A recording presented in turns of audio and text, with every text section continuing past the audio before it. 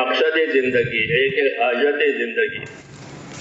حاجتیں جو ہیں وہ حکمت سے اللہ نے پیدا کی ہے، اور یہ حاجتیں مقصد میں مددگار بنتی ہیں، جیسے افطار، جیسے شہری روزے میں مددگار بنتی ہے۔ حاجت ہے، شہری کھانا پڑتا ہے، دن بھر کام کیسے کرے گا، نہیں کھائے گا، وہ حاجت بنائی اور حاجت کو مقصد میں مددگار بنایا۔ انبیاء کرام کہاں مصنون ہے شہری کھانا، یہ برکت کا کھانا ہے، شہری کھاؤ، کیوں؟ یہ مقصد میں مددگار بنتا ہے۔ اور یہی دعوت ہے کہ اپنی دنیا کو اپنے دین کے لیے مددگار بناؤ، اپنی دنیا کو اپنے دین کے لیے مددگار بناؤ، کہ حاجت کا یہی مقصد ہے کہ حاجتیں اس لیے پیدا کی ہے تاکہ مقصد میں مدد ملے۔ پھر جب یہ حاجتیں مقصد سے آگے نکل جاتی ہے اور مقصد میں مدد نہیں ملتی تو پھر یہ حاجتیں آدمی کو غافل کرتی ہے اور مقصد سے دور کرتی ہے۔ وہ جتنی پیاری چیز ہوگی اتنی وہ دوری کا سبب بنے گی، جتنی پیاری چیز ہوگی اتنی وہ دوری کا سبب بنے گی۔ یا ایھا الذین آمنوا لا تلھکم اموالکم ولا اولادکم عن ذکر اللہ۔ مال اولاد بہت پیاری چیز ہے، وہ بڑی حاجت کی بھی چیز ہے، کیونکہ آدمی کا بقا ان دو چیزوں کی وجہ سے ہے، مال کی وجہ سے اور اپنی نسل کی وجہ سے ہے۔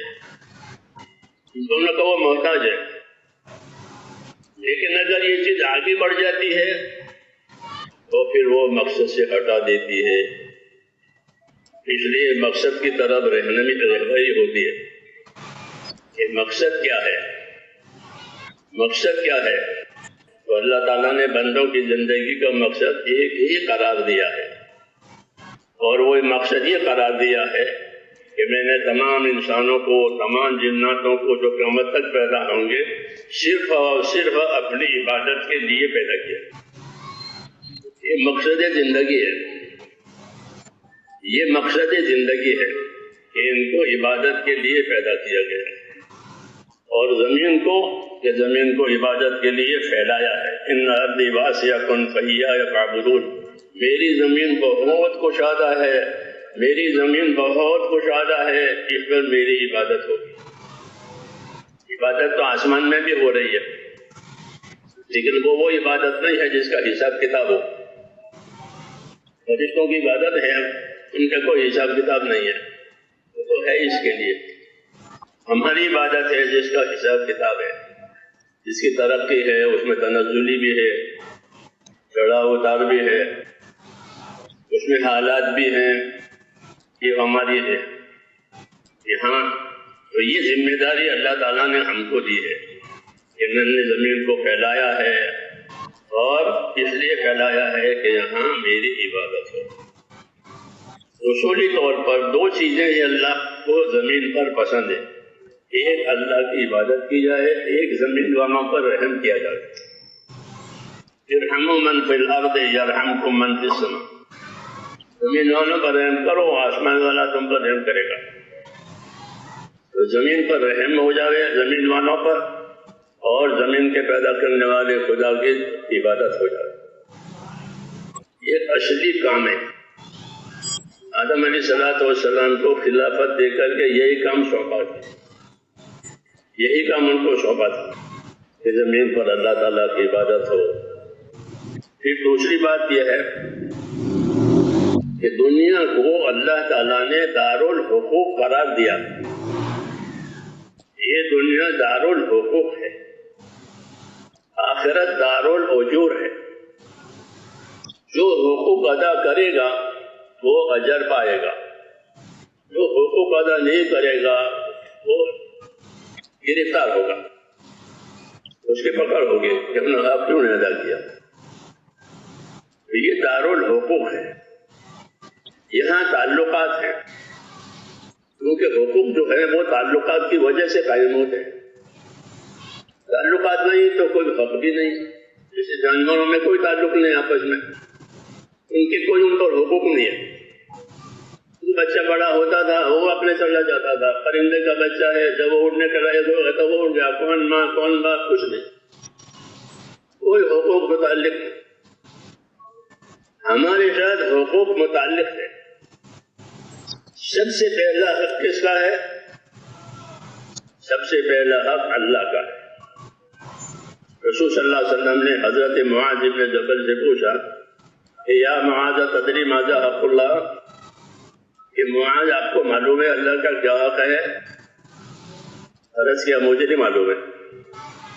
فرمایا اللہ کا حق یہ ہے کہ اسی کی عبادت کی جائے گی، اس کے ساتھ کسی کو شریک نہیں ٹھہرایا جائے گا، یہ اللہ تعالیٰ کا حق ہے۔ تو یہ مثال ہے، یہ مثال ہے کہ ہماری زندگی جو ہے وہ حقوق کی ذمہ داری پر ہے، اس لیے اس کا سیکھنا، اس کا جاننا ضروری ہے۔ اللہ تعالیٰ نے ایمان اور علم دو ہم کو دیے ہیں۔ ایک ایمان دیا ہے، ایمان کہ ایمان کی وجہ سے اللہ سے تعلق پیدا ہوگا۔ آمنو باللہ، اللہ پر ایمان لاؤ، اللہ کو سچا معبود جانو، اللہ کو متصرف سمجھو، سب کچھ کرنے والا اللہ ہے۔ تو اللہ نے ہم کو ایمان دیا۔ ایمان کا کیا تقاضا ہے؟ ایمان کا کیا تقاضا ہے؟ کہ ایمان کا تقاضا اطاعت ہے۔ ایمان کا تقاضا اطاعت ہے، معصیت نہیں۔ اطاعت کہ معصیت سے اللہ راضی نہیں ہے، معصیت سے غضب نازل ہوتا ہے، اطاعت سے رحمتیں آتی ہیں۔ یہ فائدہ ہے کہ معصیتیں ہوگی تو غضب نازل ہوگا، اطاعت ہوگی تو رحمتیں آئیں گی۔ اطیعوا اللہ واطیعوا الرسول لعلکم ترحمون، اطاعت کرو اللہ کی، اس کے رسول کی، تاکہ تم پر رحم ہو جائے۔ رحم لانے کا ذریعہ جو ہے وہ اللہ تعالیٰ کی اطاعت ہے، اسی کی دعوت ہے، اسی کی دعوت ہے۔ نبی اور کوئی چیز لے کر نہیں آتے۔ وما ارسلنا من رسول الا لیطاع باذن اللہ۔ جب کبھی حکم نے کوئی رسول زمین پر بھیجا ہے تو اس کے آنے، اس کے بھیجنے کا اور اس کے زمین پر آنے کا اس کے سوا کوئی مقصد نہیں ہے کہ زندگیوں میں اللہ کی اطاعت آئے۔ یہ اصل مقصد ہے۔ ایمان اطاعت کو چاہتا ہے کہ اللہ پر ایمان لانا یعنی اللہ تعالیٰ کی اطاعت میں زندگی گزرے۔ اطاعت میں سب چیزیں آ گئی، تمام ذمہ داریاں آ گئی اطاعت میں۔ اس لیے اطاعت کا سبق پڑھانے کے لیے بھی نبی آتا ہے کہ اللہ کی اطاعت کیسے کرو گے۔ تو مال سے بھی اللہ کی اطاعت ہوتی ہے، جان سے بھی اللہ کی اطاعت ہوتی ہے۔ تو جانی مالی اطاعتیں، جانی مالی عبادتیں یہ بھی اللہ کی طرف سے آئے ہیں تاکہ جان سے بھی مال سے بھی اللہ تعالیٰ کی اطاعت ہو جائے۔ تو اصل زندگی یہی ہے کہ اللہ تعالیٰ کو اللہ مان کر کے پھر اس کی اطاعت کریں۔ پھر اللہ بتائیں گے کہ دوسروں کے ساتھ کیسا رہنا ہے، دوسروں کے ساتھ کیسا رہنا ہے۔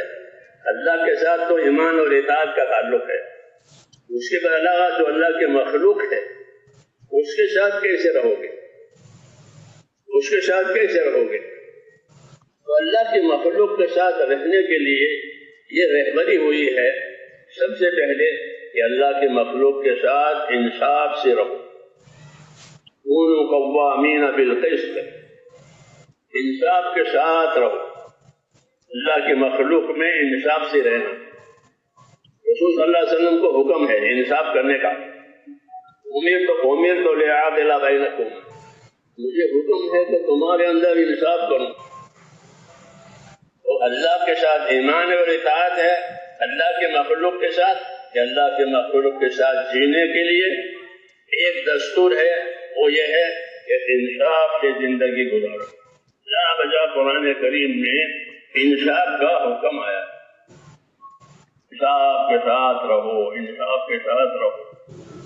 انصاف کی وجہ سے حقوق کی پائمالی نہیں ہوگی بلکہ انصاف کی وجہ سے آپس کے حقوق ادا ہوں گے، کیونکہ انصاف کا تقاضا یہ ہوتا ہے کہ جو اپنے لیے پسند کرو وہی دوسروں کے لیے پسند کرو، جو اپنے لیے ناپسند کرو وہ دوسروں کے لیے نہ پسند کرو۔ یہ انصاف کا تقاضا ہوتا ہے، یہ انصاف کا تقاضا ہوتا ہے کہ جو اپنے لیے پسند کرو وہی دوسروں کے لیے پسند کرو، جو اپنے لیے ناپسند کرو وہ دوسروں کے لیے۔ یہ انصاف قائم ہوتا ہے تو حقوق کی حفاظت ہوتی ہے۔ انسان نہیں ہوتا تو حقوق کی پائمالی ہوتی ہے. جب حقوق کی پائمالی ہوگی تو فساد ہوگا. فائدہ ہے کہ ہر ایک اپنے حقوق کے لیے کوشش کرے گا, دفاع کرے گا, تو حقوق کی پائمالی ہوگی تو پھر فساد زمین پر آئے گا. اور اللہ کو زمین کا فساد پسند نہیں ہے. اللہ لا يحب الفساد, اللہ کو زمین کا فساد پسند نہیں ہے. مفسدین سے اللہ تعالیٰ بیزار ہے. اللہ لا يحب المفسدین, کہ مفسدین سے اور فسادیوں سے اللہ بیزار ہے. یہ ذمہ داریاں ہماری طرف آتی ہے انسانوں کی طرف. اسی لیے رسول بھیجا جاتا ہے دنیا میں, تاکہ وہ ایمان کی دعوت دیں اور اللہ کے اطاعت سے سکھائیں, اور آپس میں انصاف کے ساتھ رہنا سکھائیں, کہ جو اپنے لیے پسند کرو وہ دوسروں کے لیے پسند کرو. جب تو ایسا ہوگا تو مومن بنے گا, کہ جو اپنے لیے پسند کرے گا وہی دوسرے کے لیے پسند کرے گا, تب تو مومن بنے گا. تو ہم کو ایمان کے ساتھ اطاعت اور اطاعت کے ساتھ انصاف کا حکم دیا ہے, تاکہ کسی کا کوئی حق زمین پر پامال نہ ہو. اس لیے دین سیکھنا ضروری ہے. اگر دین نہیں سیکھیں گے تو اپنی حاجت راحت کی معلومات حاصل ہوتی رہے گی. حاجت راحت اب یہی ہے. یہ راحت کے اونچے سے اونچے پروگرام ہوتے ہیں, کیونکہ حاجت ہے اور حاجت کے لیے راحت ضروری ہے. تو حاجت راحت یہ جب یہ بات ہوگی تو پھر آدمی اپنی حد پر قائم نہیں رہے گا. اس لیے کہا گیا کہ حاجت کو حاجت کی جگہ پر رکھو اور مقصد کو مقصد کی جگہ پر رکھو.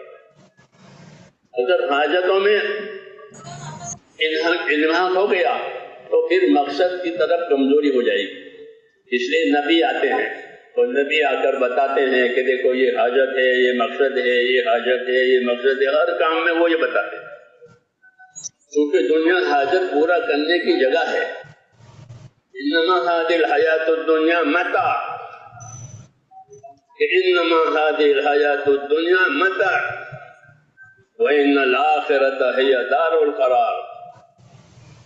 یہ دنیا متاع ہے. متاع ما یتمتع به الانسان ثم یترکه. متاع یہ آدمی اس سے فائدہ اٹھا لے پھر چھوڑ دے. جیسے میں کرسی پہ بیٹھا ہوں, جب کرسی کا کام ختم ہو جائے گا تو پھر چھوڑ دیں گے, بیٹھے نہیں رہیں گے. ایسے ہر کام کہ جب اس سے حاجت پوری ہو گئی وہ اسے چھوڑ دیتا ہے. اسی کو حاجت کہتے ہیں. اس نے اس کو متاع کہا کہ دنیا کی زندگی متاع ہے, تھوڑی دیر کے لیے حاجت پوری کرنے کے لیے. حضور یہ فرماتے تھے کہ مجھے دنیا سے کیا تعلق ہے, میں تو ایسا ہوں جیسے ایک مسافر کسی دعوت کرنے سے تھوڑی دیر سستانے کے لیے بیٹھے پھر اپنے راستے پر روانہ ہو جائے. دنیا کو اللہ تعالیٰ نے حاجت کی جگہ بتایا. یہ حاجت کی جگہ ہے, یہاں حاجتیں پیش آئے گی اور حاجتوں کے اسباب بھی ہوں گے. تو اگر آدمی صرف حاجتوں میں لگ جائے گا تو غافل ہوگا. اس لیے رسول آئے ہیں تاکہ حاجتوں میں طریقے بتائیں.